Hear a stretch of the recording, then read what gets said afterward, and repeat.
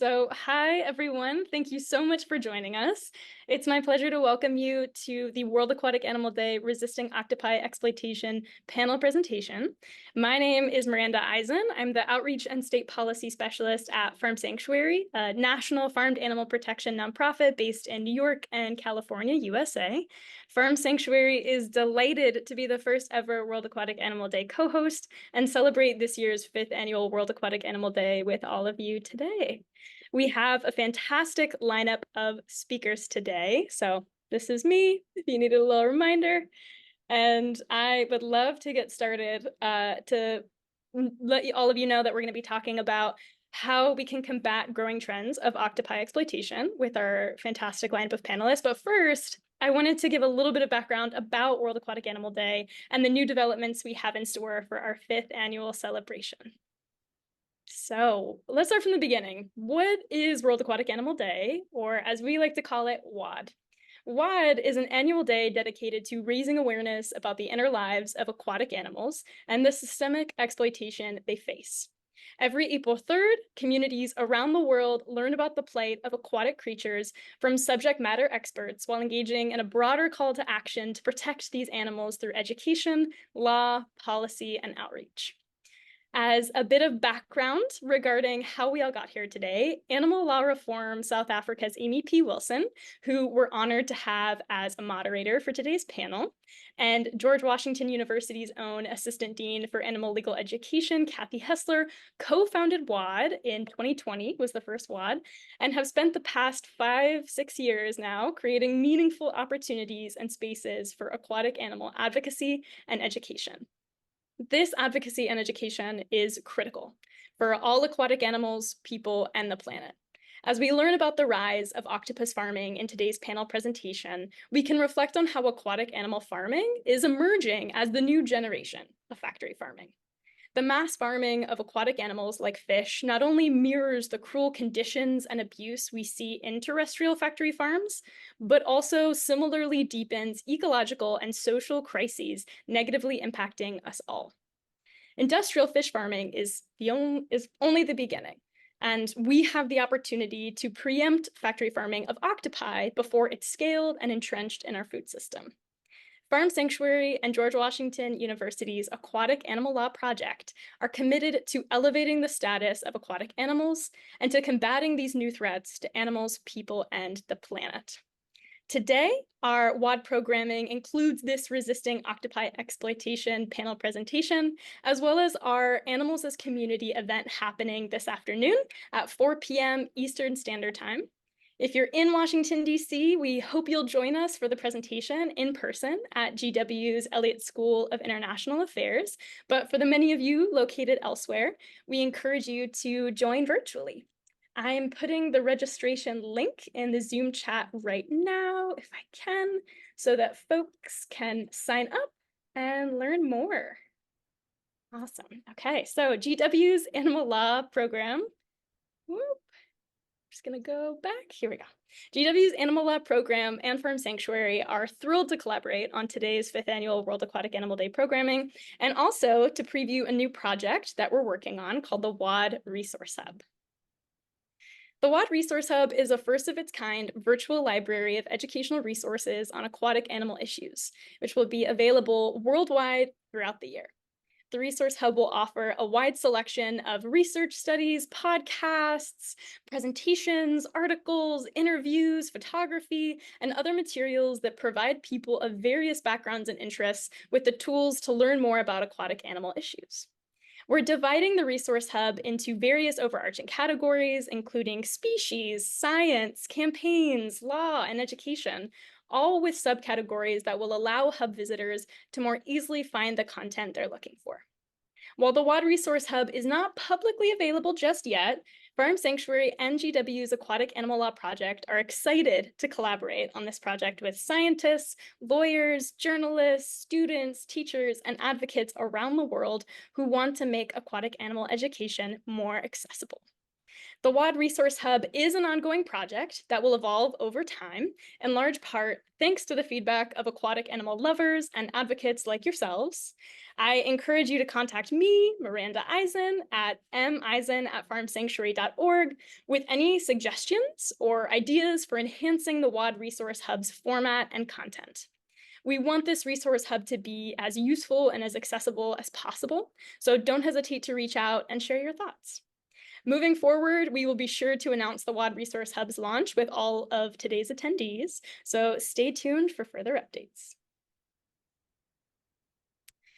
We see the WAAD Resource Hub as a natural extension of our World Aquatic Animal Day programming because in order to elevate the status and consideration of aquatic animals, we all must learn and understand who these animals are, what challenges they face, and how to protect them.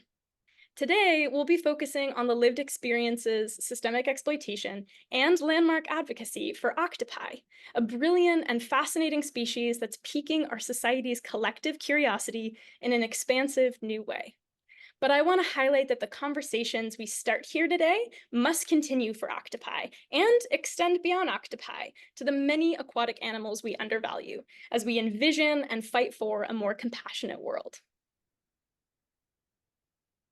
Each year, WAAD has a theme that carries through all of the content we share. This year, we're centering intersectional considerations for aquatic animals, which entails examining how the suffering and exploitation, but also the growth and flourishing of aquatic animals profoundly impacts human and non-human individuals, communities, and ecosystems. We'll hear from our terrific panelists today about how aquatic animal well-being is tied to our own and how the extraction and exploitation of marine life negatively impacts humans, other animals, and our shared environment. But before we get into it, I'd love to sprinkle in just a few fun additional examples of how interconnected we truly are to get your imaginative juices flowing. Did you know that mussels, creatures most people only think about when they're on their plates, help keep rivers and streams clean? They filter harmful bacteria and pollutants as they breathe and feed in freshwater ecosystems, benefiting the many ecosystems that humans and other animals need to survive. They also provide habitats and nesting sites for other creatures like insects, small fish, and plants that rely on their shells. Another good example, have you ever heard of cleaner fish? As indicated by their colloquial name, cleaner fish are known for picking at and eating dead skin, parasites, and diseased tissue off of other marine animals. The cleaner fish get a nice meal, and in return, the host animals rid themselves of unwanted particulates. These examples of symbiotic cooperation in aquatic communities provide a small glimpse into how creatures, from humans to mollusks to fish and more, not only coexist but flourish when each creature is given the opportunity to be their natural best selves. The threats that face mollusks and fish threaten all of us, animals, people, and the planet. And we're here today to do something about it. There are so many more intersections to be explored, which we'll dive a bit into today, but we recognize that we can't possibly cover everything. That's why we're so excited to build the WAAD Resource Hub as a vehicle to continue today's conversations and support your curiosity, passion, and advocacy. It's incredibly important to learn about and understand the destructive and harmful ways humans have impacted other animals and our environment. Gaining and sharing that knowledge equips us to better address our individual and collective roles in maintaining the status quo. But it's also important to celebrate the beautifully intricate ways we relate to and rely on each other for safe, healthy, and happy lives, in water and on land. We hope today's 5th annual World Aquatic Animal Day serves as both a call to action to challenge the status quo and an opportunity to celebrate our meaningful connections across species. As you engage with World Aquatic Animal Day on these important topics, we encourage you to use the hashtag World Aquatic Animal Day on all of your social media content. And with that, I will say thank you and pass the mic to our wonderful moderator and WAAD co-founder, Amy Pill-Wilson, who will kick us off on today's Resisting Octopi Exploitation presentation. Thank you so much. Great. Thanks so much, Miranda, for the introduction and that interesting presentation. And of course, to you and Dean Hessler and the students from the ALDF student chapter at GW for all of their work on making this event happen. Thanks to all of you for joining us this year at the World Aquatic Animal Day panel on resisting octopi exploitation. We have an exciting session planned for you today. We have excellent speakers, and we really hope that you'll enjoy, learn a lot, and be inspired to take action for our fellow animals. Before we get into the session, I just wanted to take a moment to reflect just how far we've come with WAAD, the World Aquatic Animal Day, over the last 5 years. What began as a really small project at the Aquatic Animal Law Initiative and Animal Law Clinic with an amazing group of dedicated students has truly grown into an international day. It's celebrated by animal protection organizations, it's recognized by bodies such as the World Organization for Animal Health, and it's been shared by environmental, conservation, human rights organizations, and others.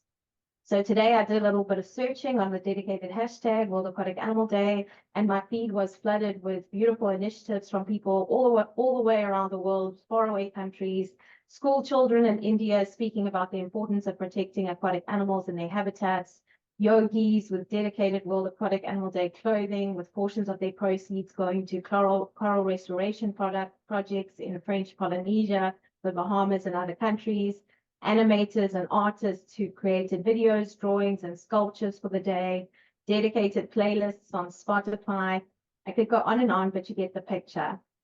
What I can say unreservedly is that our small idea of World Aquatic Animal Day has achieved its purpose of global impact. These creatures are becoming more visible, including as individuals with intrinsic value. People are critically engaging with ideas around their sentience, their capacities, the threats that they face, and their increasing use and exploitation. And importantly, there's a growing movement of people and organizations trying to protect them and their habitats. So I really wanted to provide that background as we head into our session today and speak about a somewhat difficult topic, but also potential solutions. Miranda's provided a great overview of some of the intersections and the theme, but now we'll be looking at a particular group of animals, octopuses or octopi. And these magnificent creatures belong to the class of cephalopods. And as Miranda said, they've really captured our human fascination. They have amazing capacities, their appearance, and overall uniqueness. Recently, however, the exploitation of octopi has been increasing rapidly, including their use in scientific research, as well as a luxury food item around the world. Plans for octopi factory farms have galvanized international attention to the issue, as well as the need to protect these animals. Our speakers today are going to present on some of the science showing just how intelligent and ill-suited these animals are for farming, and we'll also include a discussion on legal and policy strategies to resist or even ban this exploitation, including from one of the sponsors of a current state bill in the USA.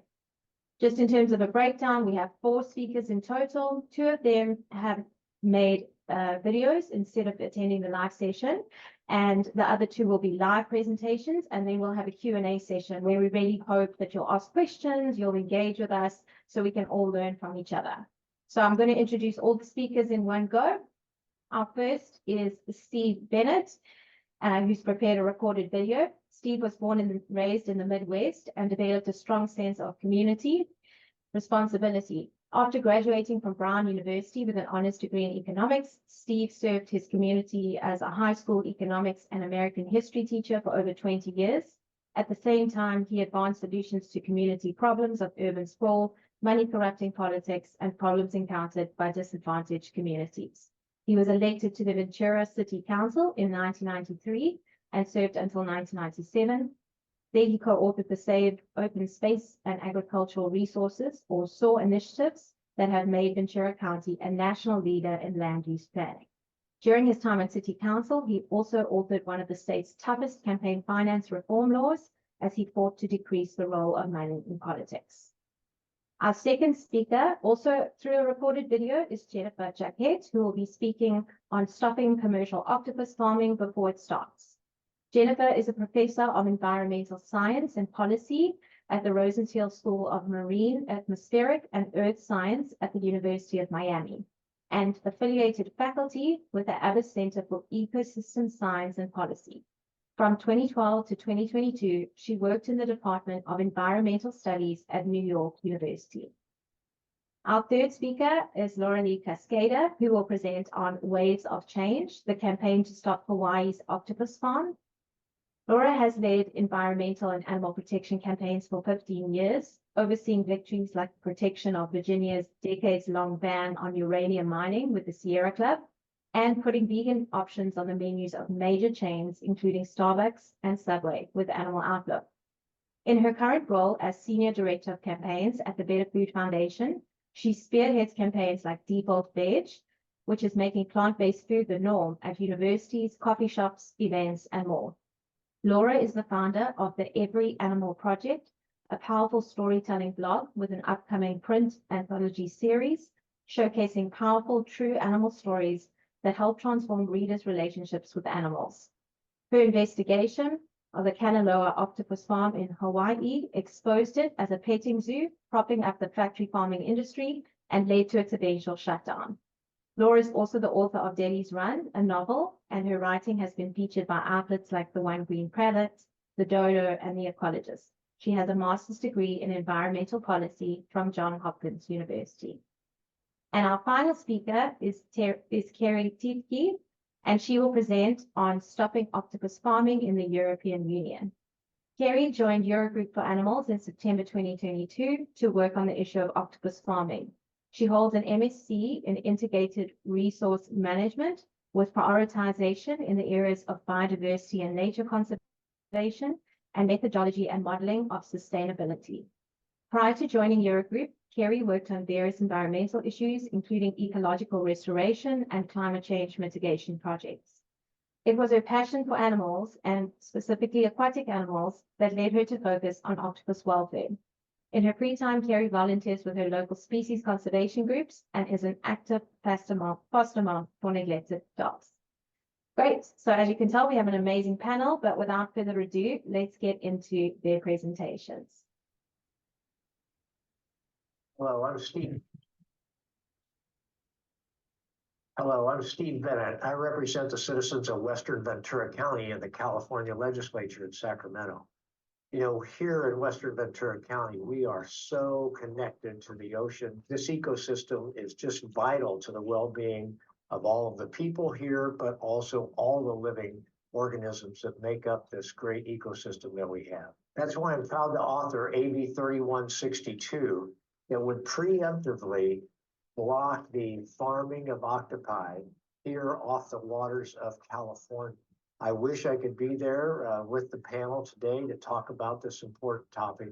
But you know, octopi, as we saw in Craig Foster's My Octopus Teacher, really, I think, has opened the eyes of many of us to just how intelligent these beings are, that they really do have sentience. And I'm proud of the fact that the United Kingdom recently identified that as one of the attributes of octopi. And before we get an industry off the ground, and before we have people telling us, hey, we already have these jobs and you're going to cost us these jobs, it's important for us to preemptively try to block this before these very solitary creatures that are very territorial and would not do well at all in a commercial fishing venture get put into that unfortunate situation. And the state of Washington just recently passed this legislation, and they put it on the governor's desk March 1st to be signed. And we wouldn't be able to do this legislation without the great work of the Animal Legal Defense Fund and the Social Compassion and Legislation organizations that are the sponsors of this bill and have been done great research in terms of this. I've been really impressed. People have talked to me about how impressed they are with the websites and the information that is out there. Hope you can help us. If you live in California, please make sure you do a proactive job of contacting your legislature about how important this legislation is. Thank you.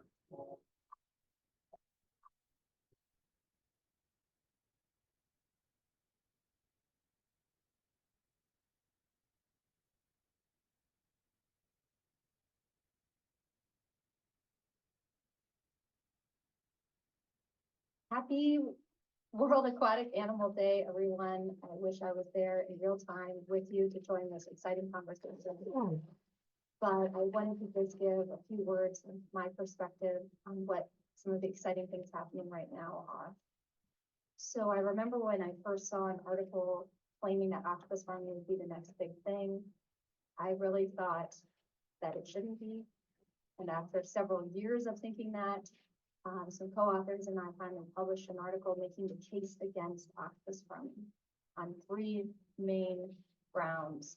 The first was ecological, that octopus farming is unsustainable, that octopuses are carnivores, and that we've known since the 1970s, we've had literature, published literature saying we should not farm carnivores. They do not reduce pressure on wild species. They actually can increase pressure on wild-caught animals to feed them. Plus, there's all these nutrient outputs as a result of these carnivores. So we should start farming more herbivores in the oceans and stop farming carnivores.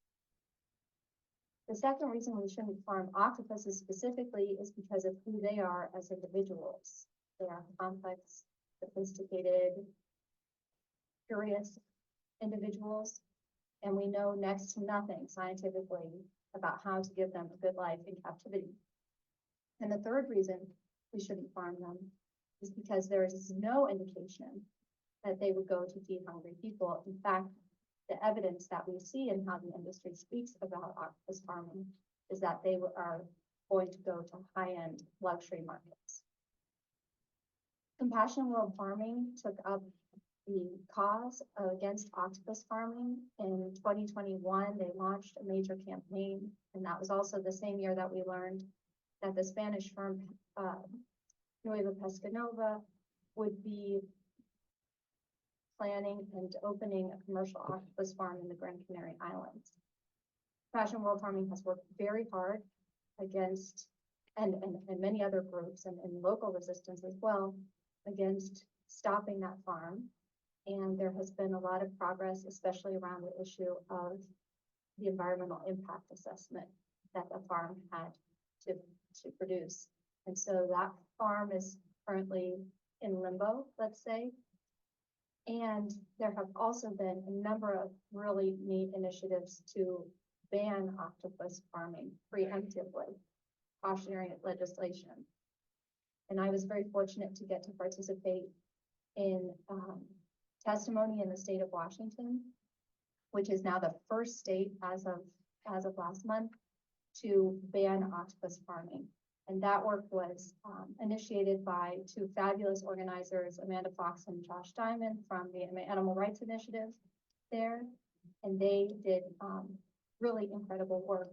Now there are proposed bans also in California, which will be discussed on this panel, as well as this month in the state legislature and in Oregon and Hawaii. And one thing I wanted to add from the scientific perspective that I've been hearing said, both in the Spanish case as well as in some of the US cases, is that octopus farming may not be that unsustainable because we can feed them waste fish from aquaculture operations. And I really encourage all of us when we're making these statements to ensure that they're empirically backed up with evidence. So the evidence that I have seen on octopus diet in captivity is that octopuses are very finicky eaters. That's one of the main problems, in fact, in growing them in captivity. And there are whole articles talking about how some octopuses only prefer live prey, that they will have difficulty feeding them things other than crab or hake. And so this idea that octopuses will become the receptacle for some kind of byproduct or waste from another industry, I think should be challenged in any case to show the evidence. We should see evidence that this has worked in experiments as opposed to taking it at face value. And again, diet is really just one of many serious issues when it comes to octopus farming. And I'm excited to see where this conversation takes us, and really pleased by all the activism that has happened and my opportunities to be part of it. Thank you.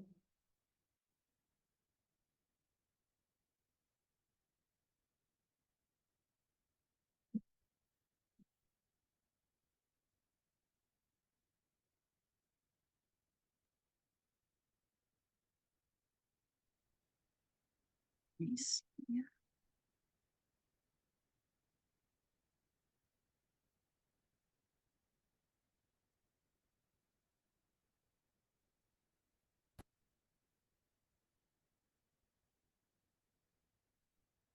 All right. Hi, everyone. Thanks so much for having me here. I'm really excited to speak with you all today about the campaign to stop Hawaii's octopus farm.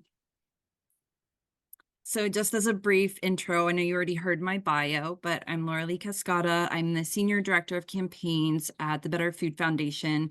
And on the side, I also run a blog, and also it's an upcoming anthology series as well, basically turning the blog into a series of books called the Every Animal Project. And through that, I tell true stories about real life animals and their sometimes really amazing and courageous journeys through the world. And it really is aiming to kind of open people's minds up to the lives of animals who they might not encounter in their everyday lives.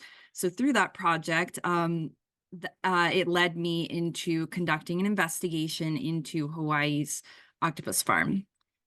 So getting started, I'll just give a brief timeline of how this campaign unfolded before I jump into the specifics of the campaign. So in October of, oh, this is backwards. Sorry about that. In March of 2022, I conducted the investigation, and in October was when I finally released it that year, and it was World Octopus Day. January 2023 was when we saw a cease and desist letter given to the farm, which temporarily closed it. And September 2023 was when the farm was permanently shut down. So the whole campaign was about a year long. So jumping into the background of how it started, first, I had been hearing and reading all about what you already heard a little bit about, the plan to develop a massive octopus farm in the Canary Islands that would kill, I believe, about 300,000 octopuses every year. It was just such horrific news for me, especially after having seen my octopus teacher and just really feeling a connection toward the octopus protagonist and just how amazing she was at problem solving and connecting with a human, and really just the sentience. It was remarkable. And so I started to learn that there was also an octopus farm in Hawaii. It wasn't very known. It was very small, but there had been a little bit of a trickle of discussion about the farm. CIWF, Compassion in World Farming, had done a report on octopus farming, and they had identified it as a dangerous up-and-coming farm. So I knew a little bit about it. And just jumping into why I decided to investigate it, I have a background, as you heard, in campaigning. So I know all the ins and outs of, making a story public, trying to rile up, actions, grassroots actions around an issue, getting to the media. And I also previously did work in undercover investigations at PETA.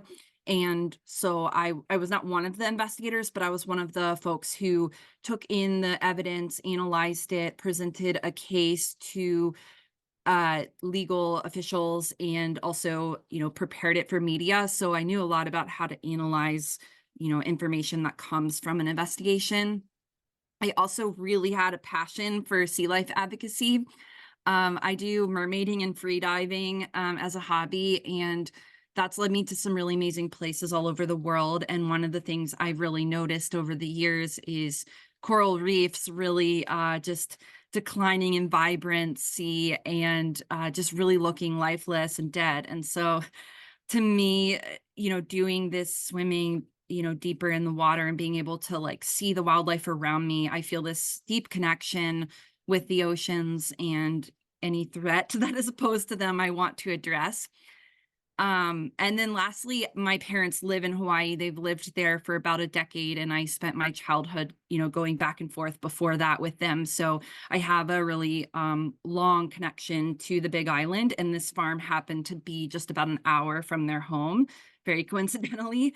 So that led me to prepare next time I was going to visit with my parents to do this investigation. And I didn't need to do a lot of work, but the main thing was just researching the facility as much as I could, on the surface, just its claims that it made to the public, what its overt goals were, and just various claims that it made so that I would specifically know what questions to ask while I was there. And the reason I was able to actually visit rather than it being, behind the scenes, closed doors like normal factory farms, is that this farm was uniquely set up to be basically a petting zoo where it funded its farming through tourist tours. So this is a quote. I won't read the whole thing, but I think the big takeaway I'm going to go through about my findings is that it really turned out to be basically massive PR effort that was really greenwashing and humane washing what was going on behind the scenes. And what was going on behind the scenes? Okay, so what I saw when I went there, it was basically just this pretty small facility, and you go in as a tourist and they give you a tour. And the first thing I noticed was that there were several rows of these small tanks that each housed one octopus, confined. It was probably 3 feet by 3 feet. So a really small little tank. And basically all they had was a little cave to hide in and a few plastic toys like the ones shown here. These octopuses had, as you can see, I'll go back really quick. Each tank had these like blades of astroturf around the top that were meant to keep them from climbing out. Although I found out that they did often climb out anyway, and they had to be put back in. You can see in the background here a little bit some of the tanks that aren't open where there's a cover on them, and that's to keep the octopuses in when no one's interacting with them. So these foreground tanks were only open so that people could stick their hands in, and otherwise, if they weren't being actively monitored, you would start seeing octopus arms coming out and trying to escape. So they would have to like put them back in and cover them up. Another thing that was really disturbing was that, so the whole sort of purpose that this farm presented to the public was that these tours were used to fund really valuable conservation research. So basically what that was about was figuring out how to breed this species of octopus. This is the Hawaiian day octopus, so it's a different species than the one over in the Canary Islands, which is the common octopus. And they were trying to figure out how to breed these octopuses in captivity so that their research could eventually be used by other countries and other corporations to do octopus farming. They felt that this was basically a stride forward in conserving these species who might be overfished.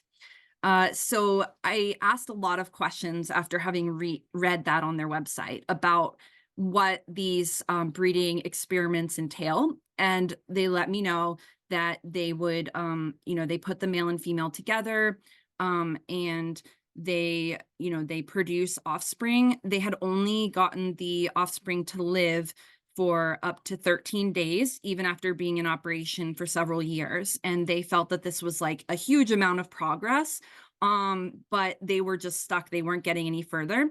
They weren't publishing any scientific research. They had no academic affiliations. They just kept, repeating basically the same thing over and over again, all in the name of research. But meanwhile, all the octopuses would die. The parents would die because octopuses naturally die after breeding, but they were forced into breeding prematurely. And the babies would die because they didn't live past 13 days. So after I started asking questions, I really realized that this was not just this harmless tourist and conservation facility. It was actually a bridge to the factory farming industry. And I recorded the tour guide trying to talk her way out of, admitting that the reason they were creating this farming method was that they were going to sell their research to places that could actually farm them at scale. And there really was no way around that, but they were trying to avoid saying that. And lastly, when I did a whole bunch of research and dug into government records, I found that despite them claiming publicly that they weren't a farm, that they weren't aiming to sell to restaurants, that they weren't trying to raise octopuses for food, they had made a proposal to a government agency to try to expand and get more land to expand their farm. And they had revealed that they were already selling bobtail squid ink and that they had goals to actually sell octopus meat to restaurants throughout the island and beyond. This was before the pandemic, so those plans got put on hold, but at the time they had already collected $600,000 in funding. And they just kept walking back these statements publicly, but behind the scenes, they were actively making plans to become a farm. Their profits through their petting zoo activity had grown by almost 300% in 2 years, and they had become one of Hawaii's top 5 fastest growing companies. And they were also in a state-funded research park. And because they were a research facility, they didn't have to pay taxes because they were supposed to be only a temporary research facility. So they got this loophole, but they weren't temporary. They just planned to keep on going forever. And lastly, they were also using this pipeline that the government has to pull up deep ocean water. It's very cold and it's very specific, chemical composition that is used on the farms in that area. And so they were also getting free access to that. So exposing all of this, I published a big investigation on World Octopus Day, just basically digging into all of these records I found and showing how this was a greenwashing and humane washing front and how dangerous it could be to basically create a whole new species that we'd be factory farming. At the beginning, there was a little trickle of media coverage, not a whole bunch, but I worked on mobilizing people to submit comments to the government agency that was allowing the facility to operate. And so I had hundreds of people submitting those comments. And through that, I think it helped, sort of push along some more digging from that agency. And we found out that the octopus facility actually didn't have a permit that it needed. And so the agency issued a cease and desist letter in early 2023 that basically paused all operations. And so I'm going to try to jump into a video that kind of explains this. And I'll actually move to a different screen just so I make sure that you all can see it. So give me 1 second. Share sound. All right, go. And then Big Island Octopus Farm to shut down until it gets the proper permits. Critics hope it never reopens. Our Jolani Martinez tells us why in tonight's top story. Jolani. The Department of Land and Natural Resources says it received complaints and found that the Kanaloa Octopus Research Center in Kona doesn't have the permits to handle Hawaiian Day octopus. Yeah, the female does have a lot of power in the mating process. Laura Lee Cascada with the Every Animal Project captured this video last spring at Kona's Kanaloa Octopus Farm, where visitors are allowed to interact with the animals. I basically saw what looked like a petting zoo.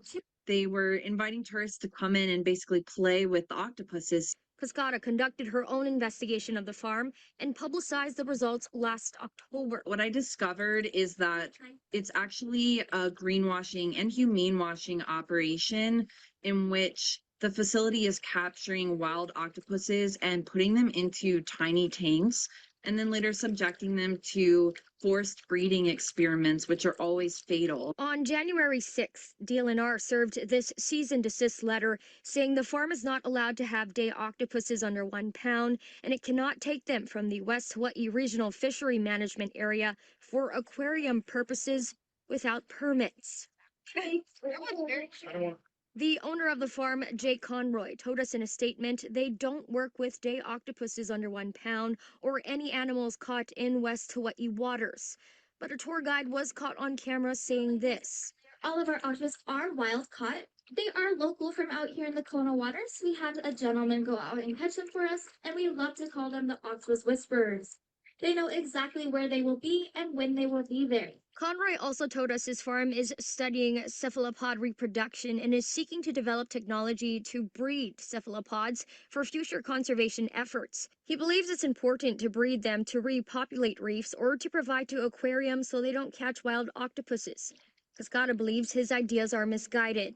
Octopuses are such complex beings who deserve to be protected. And in my view, there is no way to humanely farm them. The best response to overfishing of them is to reduce the fishing of them, to keep octopuses out of our diets, and to eat humane alternatives. Conroy says they've voluntarily paused their public education and octopus breeding programs. They're working with the state to ensure they're in full compliance. Jolani Martinez, Hawaii News Now.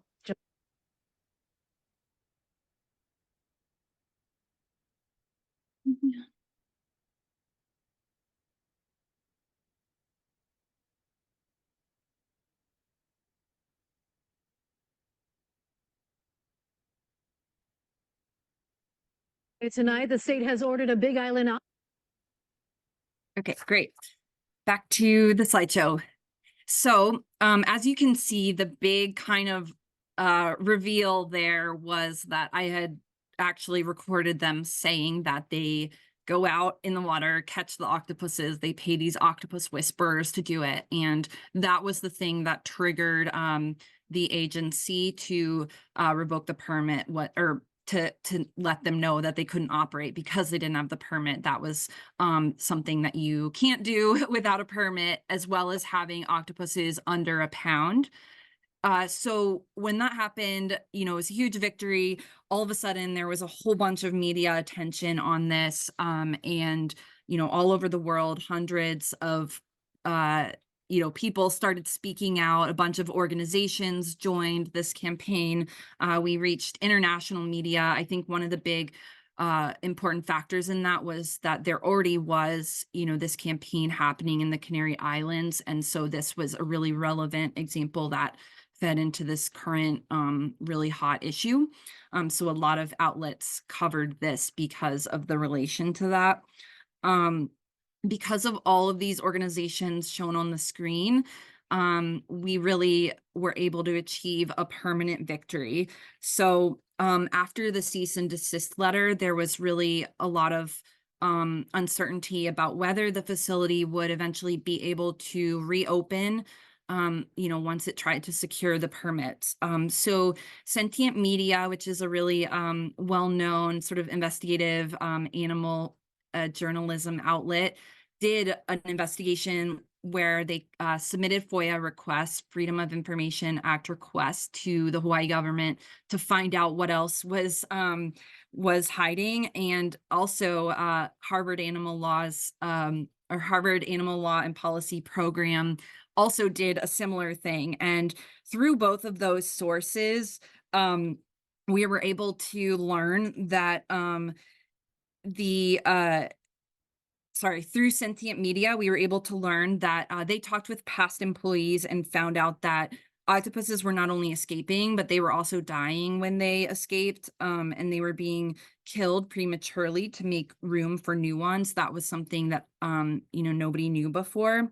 And then through the animal law program at Harvard, they were able to collect basically all these examples of violations of state law, and they put together this sort of like legal complaint that was then signed by a bunch of cultural practitioners throughout Hawaii, and it was submitted to the state of Hawaii. So this was really impactful because it was able to bring voices from the community and not just outsiders who live on the mainland into speaking up against this. And I think it was probably one of the really big deciding factors here. And also Plant-Based Treaty and Compassion World Farming started mobilizing people. They, ran public campaigning efforts. Plant-Based Treaty drew people to submit comments. And so there was just a lot of flurry of activity all throughout 2023. And that is what led to eventually the state announcing that they weren't going to renew the lease for the farm. And so therefore the farm had to permanently close.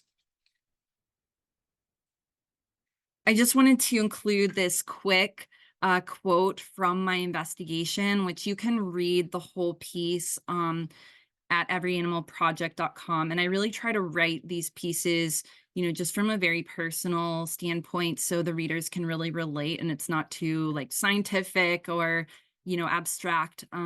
So at the time that I was working on this, my dad had actually gone into the hospital for a triple bypass and the operation failed and he ended up coding on the at the hospital for several minutes and they did revive him, but he was really, really sick for a long time. He was in the hospital for about 7 months and just kind of in and out of consciousness. He was in a coma for a while. And when he finally did start to wake up, he was very confused because it took a long time for his brain to kind of come back online.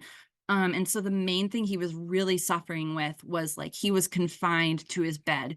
He started being able to move his limbs, but there was no way he was going to be strong enough to just stand up. He needed like months of physical therapy. So he kept putting his legs like off the side of the bed and trying to stand up. And we would have to put his legs back in the bed and try to explain to him that he just couldn't get out of the bed and he didn't believe us. So he was just angry and frustrated and he now has PTSD from that whole experience. And it just kind of reminded me of these octopuses who didn't know why they were in this predicament and yet they were constantly striving to just like stick their arms out over the astroturf and get out. And it was more than just the physical pain that they go through when they're prematurely killed or when they breed when they're not ready to breed yet and so they die early. It was like this psychological toll that was being inflicted on them that I think was just so profound and something we don't often think about in other animals. And it really my experience with my dad really triggered me to think about that. So this is just a little quote from the investigation. The psychological agony we inflict on other animals through confined farming can be even more excruciating than the physical horrors. So really quick, I'll run through the lessons learned here. So I used a lot of storytelling, vivid images and video. I think that's a really great way to reach people and really open their minds up to these issues. As I mentioned before, coalitions using a lot of broad organizations and working directly with community members is important. Tying in with current issues like the Canary Islands farm, because that'll draw more attention to whatever you're working on, media exposure, and just gradually building momentum, piling on actions one after the other. And I think these can all be applied to when folks are working on, octopus farming bans in their state or, trying to shut down other farms that might pop up, continuing to campaign on the Canary Islands development. And so, yeah, I think that this was kind of a case study that could be used for future campaigns for sure. So thank you so much for hanging in there with me. And this is my contact info. And again, you can visit my website, everyanimalproject.com, to read the full investigation.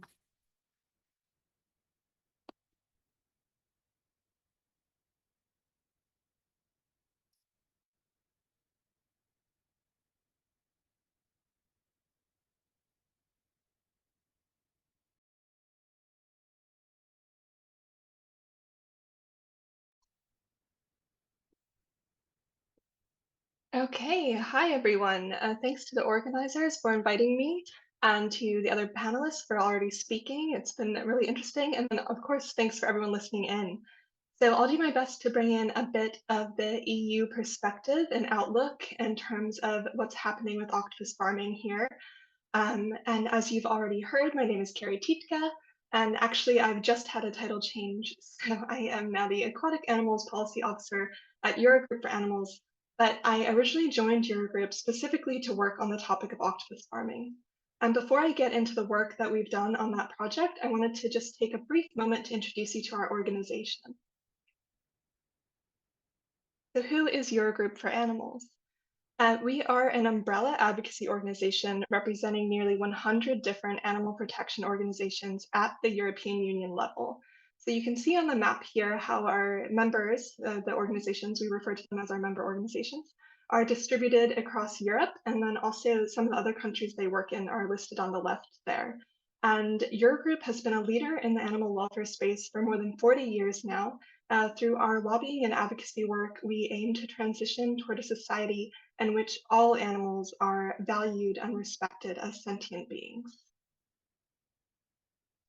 Now, in terms of our octopus work, the reason why we're here today, I wanted to start off with this image, which a quick shout out to Laura Lee. The image of the farmed octopus here is from her great investigative work. But so we released this image as part of a campaign for World Octopus Day last year.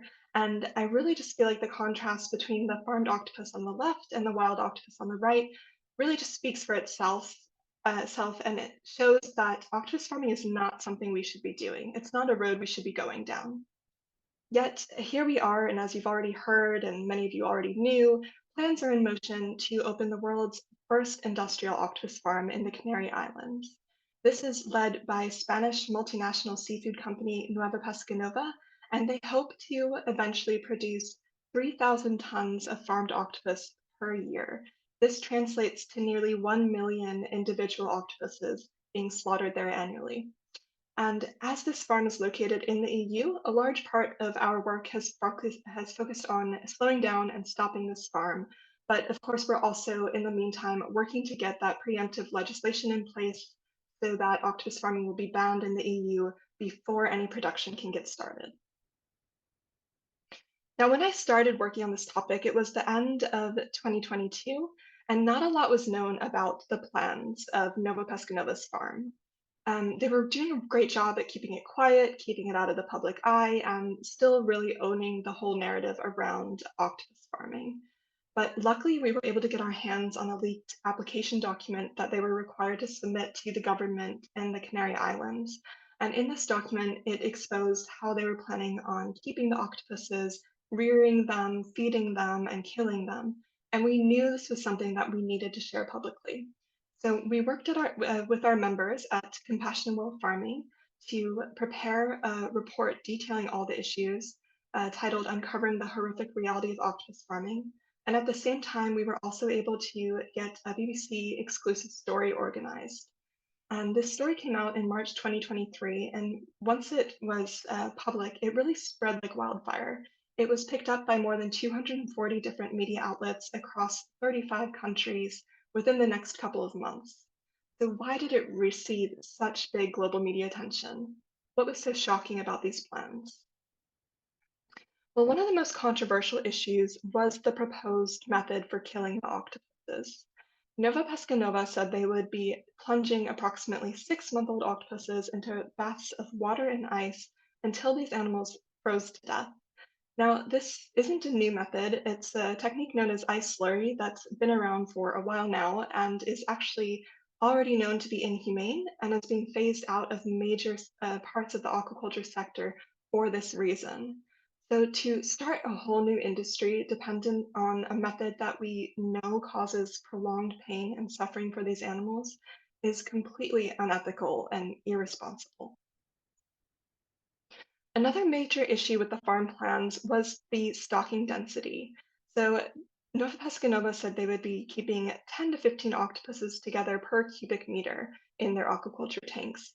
And we've tried to illustrate what this would look like in the image on the slide here. Now, you have to keep in mind that these are naturally solitary species. So being crammed together in these bleak tanks would cause extreme stress and fear and aggression and even cannibalism.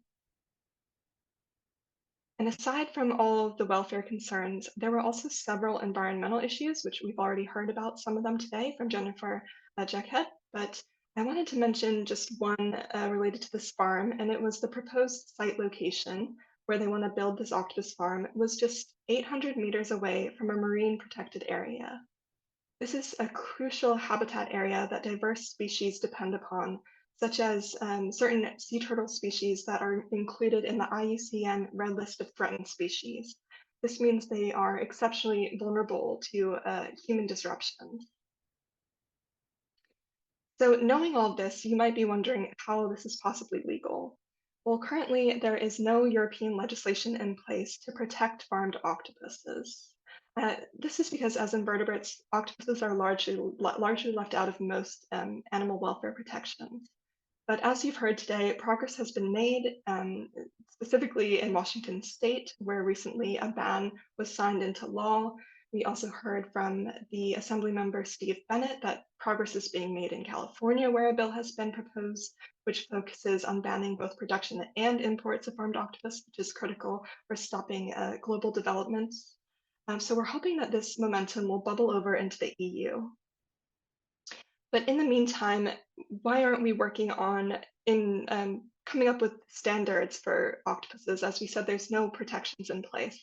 Well, this is because we already know from scientific evidence that high welfare octopus farming is impossible. So even if we did have standards in place that could be monitored and enforced, it wouldn't be enough.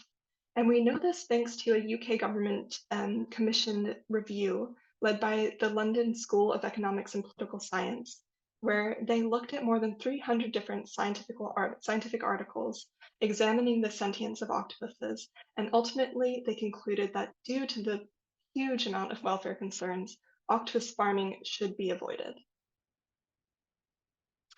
So what are we doing in the EU to try to stop this industry from emerging? At Eurogroup, we're taking 4 drivers for initiating change, which I've listed on the slide here for you. I'll run through them each, and then on the following slides, I'll give you some examples of the activities that we're leading under each of these work streams. So the first one is challenging the licensing and operations. And this relates to the legal work we're doing to try to stop any individual farms from being able to build and begin production. The second one is restricting access to financial support. So for this one, we're trying to ensure that no EU public funds are going toward octopus farming developments and propping up this unsustainable way of farming. The third one is advocating for legislative change, which again relates to our push for achieving a legislative ban. And then the fourth is increasing public awareness, which is really critical in order for any of the other drivers to work effectively. We need the public to be on board. So for an example of how we're trying to challenge the licensing and operations, I again will look to Nueva Pescanova's farm, as it's obviously the first and the farthest along. So what we did here is map out all the different permits that Nueva Pescanova is required to obtain before they can begin construction of this farm.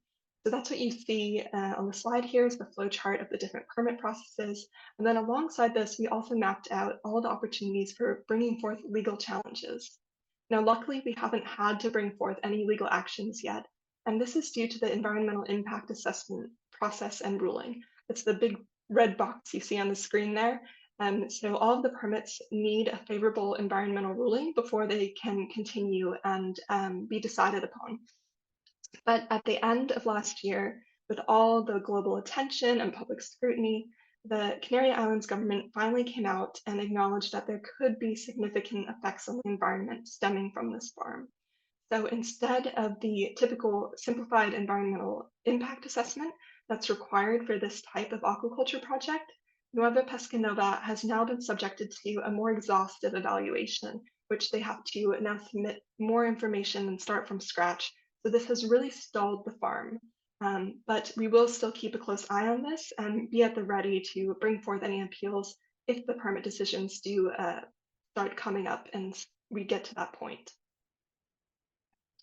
Now, the second one, again, is related to disrupting finances. And for this, as I said, we're focused on making sure that no taxpayer money in the EU is going toward octopus farming.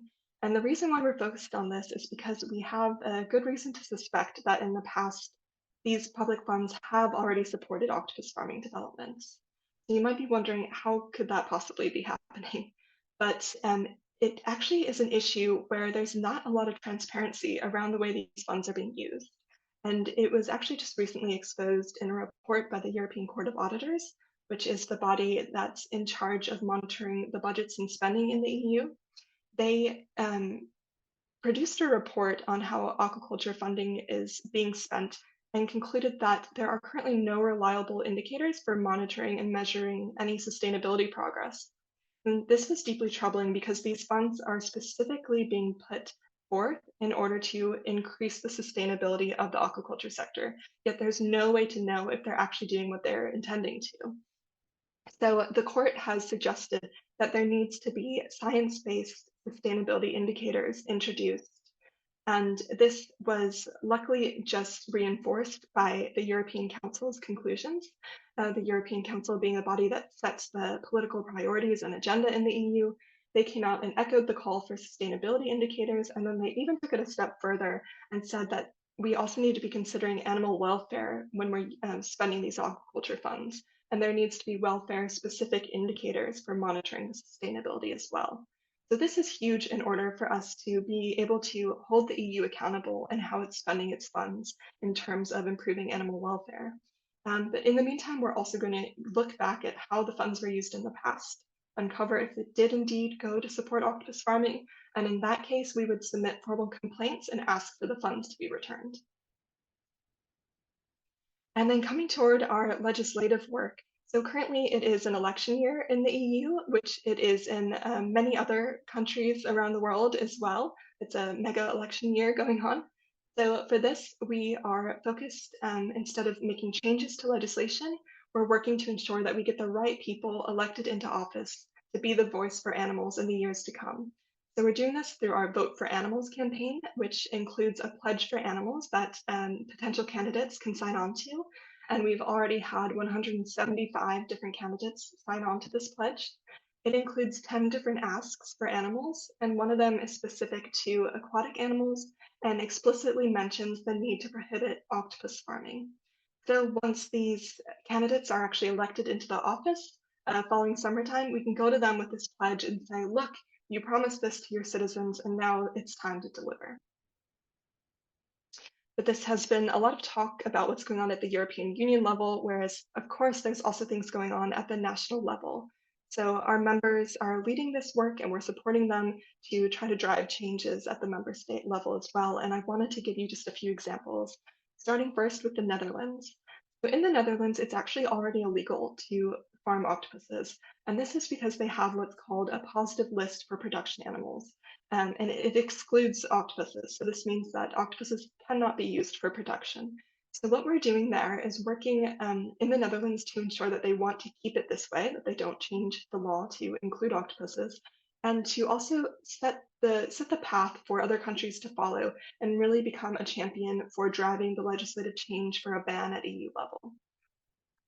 Another example is in Denmark, where we had good news earlier this year. The government there has launched its first animal welfare agreement, which includes an action plan for improving animal welfare. And it includes several different initiatives, but one of them was to examine the animal welfare consequences of octopus farming. This is a big signal that Denmark is aware of the octopus farming emerging and that they know that there's problems with it. So they're going to look into the science, and then ultimately the only conclusion they could make, as we know, is that octopus farming must be banned. Another example is in Germany, where there was just new animal welfare legislation proposed. Unfortunately, due to the political situation, it's at a bit of a standstill, so it might not become law anytime soon. But they did include in this proposal the mandatory stunning before the killing of octopuses. And again, this is a big signal that they're aware of what's going on and they know that there's something wrong with it. And because currently there is no technology that can effectively stun an octopus at slaughter, this would mean that octopus farming would also need to be banned in Germany. But as is often the case with progress, you take a few steps forward, but then you also face a couple steps back. And we've seen this type of regression in Malta, where they have recently opened a new call for proposals to fund projects under their National Aquaculture Fund. And when referring to the types of projects that they're interested in funding, a member of parliament actually suggested that they should fund research for how to farm octopuses in Malta. So of course, we'll be working with our member organization who is located in Malta to write a letter to the government asking them to reconsider this and make sure they're aware that this approach is not compatible with the sustainability goals of their national funds. And then finally, we come to increasing public awareness. So for this, we're taking the opportunity to speak at several different events, such as the one here today. We're also continuing to engage with journalists to keep the global media attention on this topic. And we're highlighting all of the major concerns with octopus farming on our own social media channels as well. And then what you're seeing on the slide here is an image from last year when we were able to grant funds to one of our member organizations in Spain, Anima Naturalis, and they organized several different public protests in the Canary Islands, as well as in front of government buildings in Madrid. And this was really helpful in order to raise the local awareness in Spain and allow people to get involved and stand up against Nova Pescanova's farm and stop it from becoming a reality in the country where they live. Now, there's many other ways to get involved. There's lots of petitions online, both calling for global bans on octopus farming, as well as some at regional levels, such as some in California. So I urge you to go online and look up these different petitions so that you can also make your voice heard. And again, this isn't just about this one farm in the Canary Islands. As you've heard, there's lots of work to be done around the globe to ensure that this emerging industry never sees the light of day. Let's make sure we stop octopus farming. Thanks so much again for listening. Happy World Aquatic Animal Day. And if you're interested, please look us up online and follow along with the work of your group for animals. Thanks again. Great, thank you so much, Kerry, Laura Lee, Jennifer, and Steve for your really fascinating insights and presentations. I definitely learned a lot, and your efforts and your persistence are truly inspiring. So now we're getting into our Q&A portion of the session. So could I ask the attendees, please, to start writing or typing your questions into the Q&A box. Hopefully it's all available to you. And we can get as many as possible with the time. We still have quite a lot of time left, but we also might end early. As we wait for the questions to trickle in, and in the spirit of raising further awareness today, I did just want to ask the attendees, if you're able to, if you've learned a lot, if you want to continue raising efforts, please use our hashtag World Aquatic Animal Day and share on your social media platforms, and let's see how far out there we can get this really important message. And let's see, I see a question in there. Great, so we have a question from Maria. It says, how do you address the issue that cooking octopus is considered gourmet or otherwise desirable with certain cuisines, notably Greek and Italian, typically presented as desirable, stylish, or in? I'm not sure who wants to take that question, but I'll open it up to whoever would like to give it a bash. I can have a go at it. So I guess in terms of how it relates to octopus farming, we just like to say that this is not the answer, as you've heard from some of the speakers already. It's not going to increase the availability or improve the amount of wild octopus that's being overfished. So even if you do like to eat octopus, which perhaps not all of us here would agree with that approach, but it still isn't a reason why we should start this endeavor to farm octopuses. I could also, or you finish? Okay, I could also add a little bit. I think it's really relevant to the work I do at my day job with Better Food Foundation. So our work with Default Veg, it's the idea of kind of creating new norms around foods, and this works in any setting. So, you know, from conferences, universities, restaurants, anywhere, we are working on just kind of changing what people think of as the normal, diet by placing plant-based foods as more central. So in an ideal situation, it would be like people are given options that include lots of plant-based options. And then if they want meat or dairy, they can specifically opt into those. And it's just kind of changing, it's kind of flipping the default situation that we normally have today, where if you want plant-based, you have to specifically request it. And we found, and ton of research has found that this approach actually rapidly shifts the number of people who are eating plant-based, just because it's like the norm. And people like to follow norms, people like to follow traditions and customs. And so going back to your question, I think that even in fine dining gourmet settings, this kind of approach can work. It's definitely a slow moving approach because, it takes time to convince decision makers that they need to be a part of reshaping norms. But I think, once you get the door open and you start making changes, right now we're really focused in the university space and we're seeing huge progress there in the US. But I think this could be eventually applied to, gourmet restaurants. And once you get a few leading the way and really centering the plant-based foods, and not taking away the options right away, people could still opt in to these other, aquatic animal options if they wanted to, but it will really reduce demand. And I think that's a huge first step. And I know in the US, there are some gourmet, kind of chefs leading the way on this. I also just saw there was an episode of Top Chef recently where they basically did default veg on it. So that was really cool. And then lastly, I did see, I think just last week or the week before, there was a new plant-based octopus product that's been introduced, or I guess it's mushroom-based, but I haven't tried it. It looks really interesting, really realistic. So yeah, I would encourage folks to try that and let me know how it is, because I'm definitely interested in trying it out when I find it. Great. Thanks so much. That's great. So we have another question here from Vivian. She says, does all this legislation apply to squid fishing too? We have large numbers of squid fishing boats off the coast of Plight in South Africa. Local authorities say they are allowed to do this whenever they want to.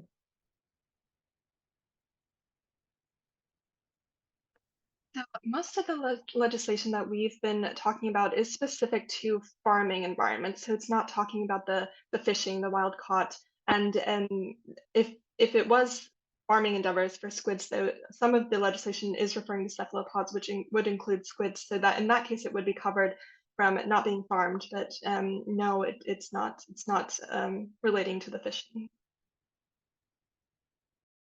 I'll add too. I guess we can both tag team these, but I found in Hawaii, at least specifically there, I briefly mentioned this in my presentation, but the facility I investigated was also farming bobtail squids. They at least admitted it in the government records I found, but there was no evidence of these squids on the property. I think they were hidden in a place that we had no access to. But when the cease and desist letter happened, they did not order the farm to completely shut down. They just ordered them to stop the tours and to stop the breeding.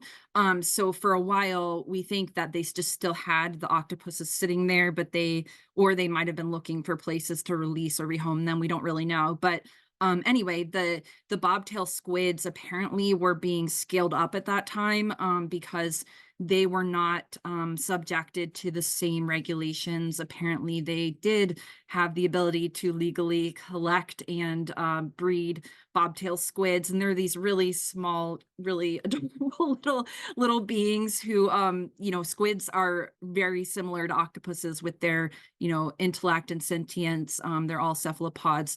So anyway, yeah, in Hawaii, the bobtail squids weren't subjected to those same regulations, and that facility probably could have gone on and continued to produce ink from the squids on a commercial scale. And they admitted they were planning to keep doing that even while their permit situation was up in the air.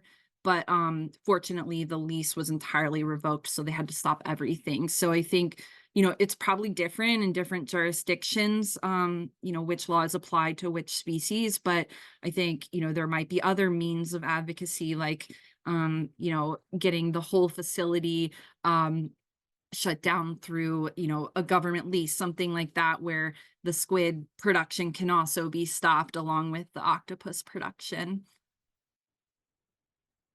Great, thanks so much. I'll just add to that, since it does relate to South Africa, that fishing and aquaculture are regulated in terms of completely different statutes. So fishing is usually regulated in terms of quotas, and it is legal to do octopus fishing. We have a big industry there, which might be surprising since a lot of you have mentioned My Octopus Teacher documentary was filmed there.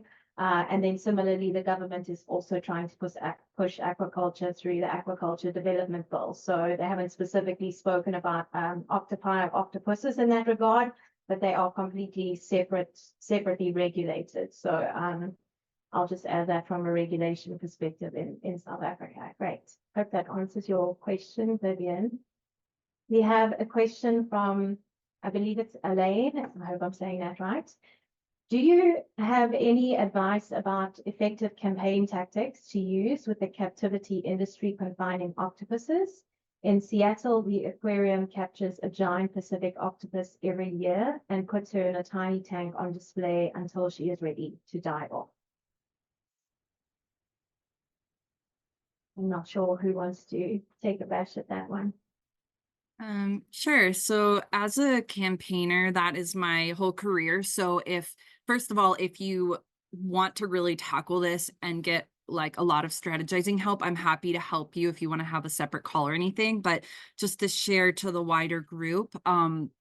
So I think, normally I would first of all do a ton of research about what, regulations there are, just to make sure there aren't any violations that might be happening. And you can also do FOIA requests if the aquarium is associated with the government or even is getting permits from the government, anything like that, to just collect as much research as you can. Another thing would be trying to find evidence of any cruelty or neglect, like if you can find past employees, if you can have people visit the facility and do recordings, basically anything you can to build a strong case. If you don't find any sort of legal violations, which is often the case, especially with, big aquariums, they're often dotting their T's or dotting their I's, crossing their T's. Public campaigning is still really effective. You can start a petition, you can mobilize people to write op-eds and letters to the editors.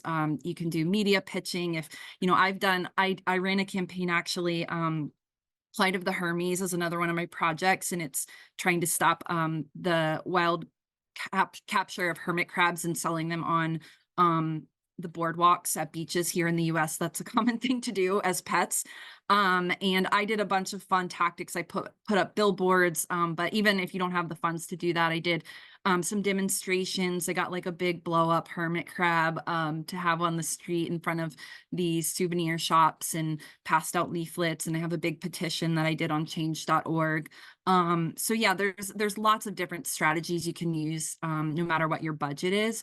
I think it's important to just gather people who can support you in your community so you can all kind of work together, because it is definitely hard to do it on your own. But feel free to email me to laura@everyanimalproject.com if you really want to work on this and get some tips.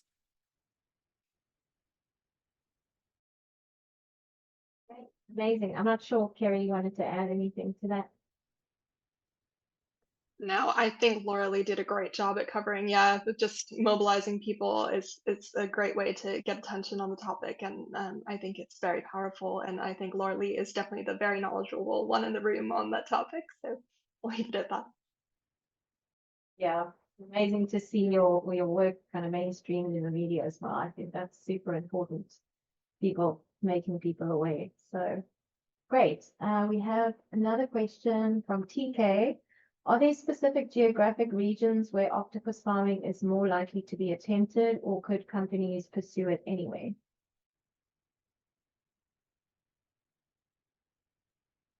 Yeah, the Mediterranean region is really is good for octopus farming because of the warmer waters.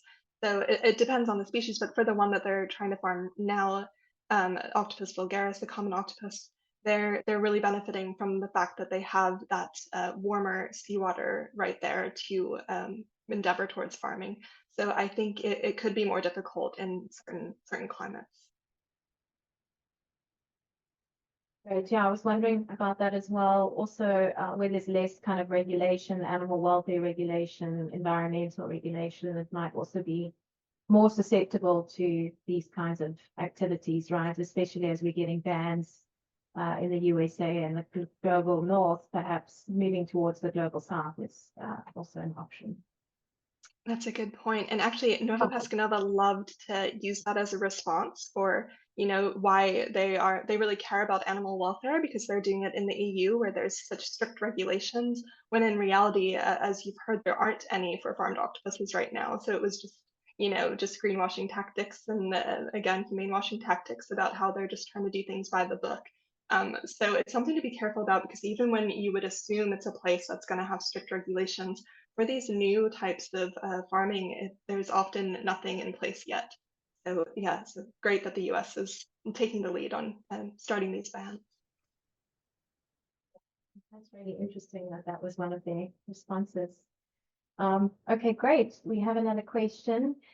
Do you think the scientific understanding about octopi is getting more well known generally? Yeah, that's the whole question.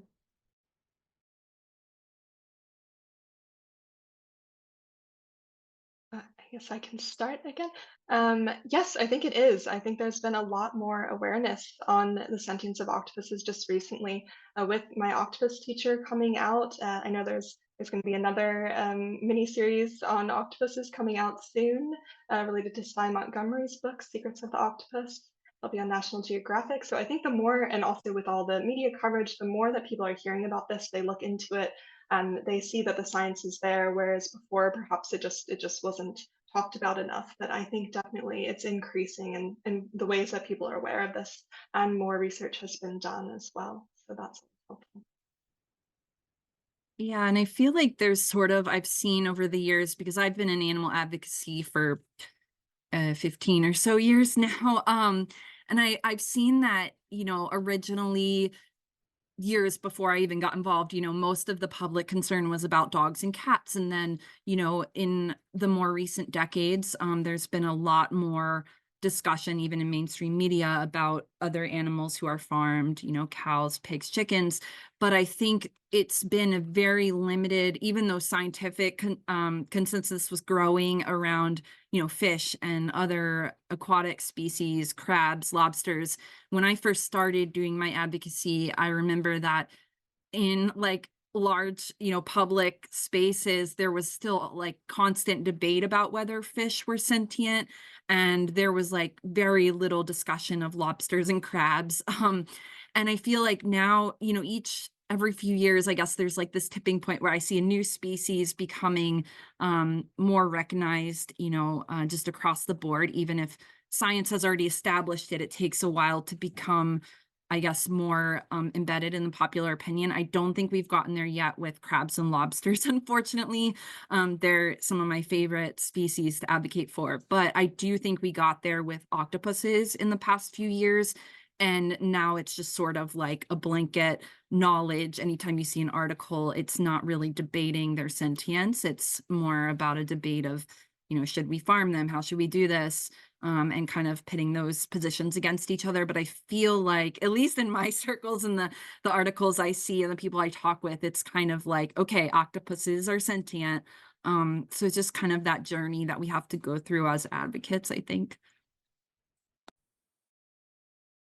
Yeah, absolutely. I agree. I think it's some of the things that were previously questioned and debated are much more mainstream now. And, we even see discussions around shrimps and other animals that are being farmed on a mass scale. So as we continue to learn more, then, the more animals we recognize are sentient. So great. We have another question here. It's about the political aspect that was mentioned. So given the political upheaval around the world, with more potentially expected with the elections, are you hopeful or concerned that we are moving in the right direction?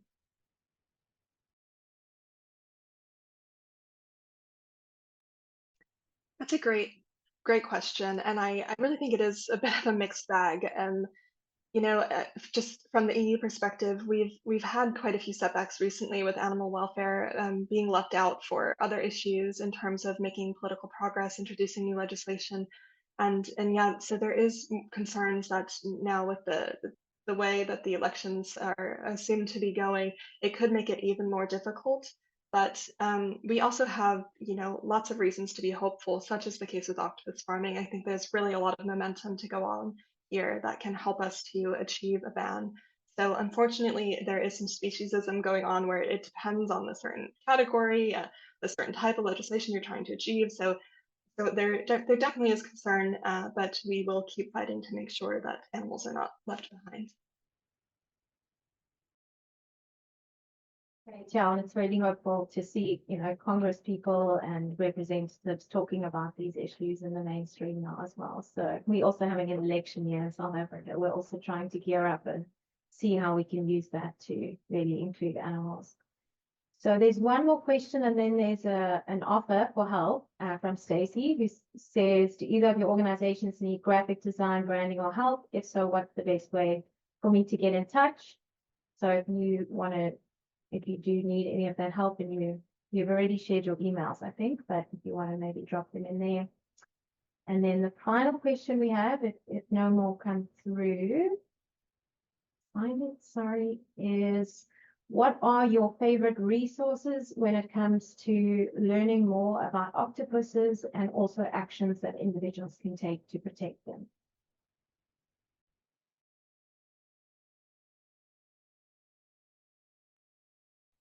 I think I may have accidentally closed the last question about the graphic design, so maybe we could just put our emails in the full chat for people to reach us. But yeah, I can answer about resources. So we've mentioned My Octopus Teacher numerous times in this, and honestly, I think that is just the most powerful thing I've seen to open your eyes to these animals if you haven't already seen that.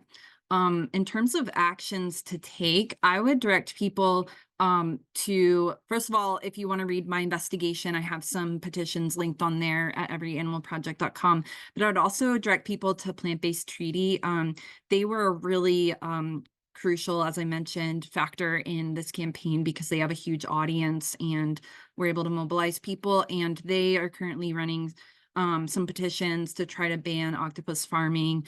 I believe in Canada, that's where they're, based. And they have this whole Stop Octopus Farming campaign. I wish I was wearing the t-shirt because it's really cool for their campaign. But yeah, they're really active on that issue. So, and then obviously Compassion in World Farming is another one that I really admire, and they've put out, different reports on really diving into the science of this and all of the different welfare concerns that farming entails.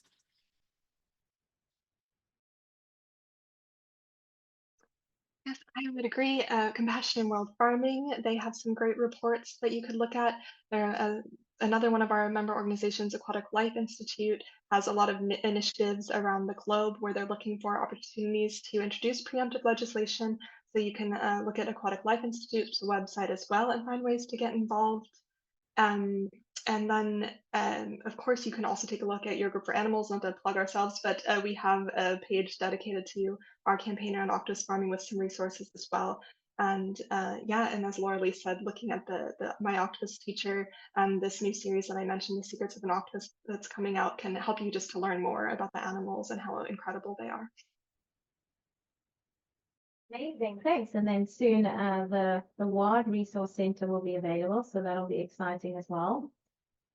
Awesome. So I don't think we have any more questions. I think every one of them has been answered. So I'll just take this opportunity to once again thank you all for attending this session, and thanks to our really fabulous speakers. I want to take the opportunity to mention the theme for next year, for 2025 World Aquatic Animal Day. It's Harms and Freedoms, Captivity, Natural Habitats, and Sanctuary. So we really hope you'll join us again for that. And then, of course, for the session happening later today at 4 p.m. EST, either online or in person, on Animals as Community. Thanks so much for being part of our day. We really hope you'll join again next year, and that this has inspired you to take action and to learn more, and just continuing your wonderful work for animals, humans, and the environment. Thank you.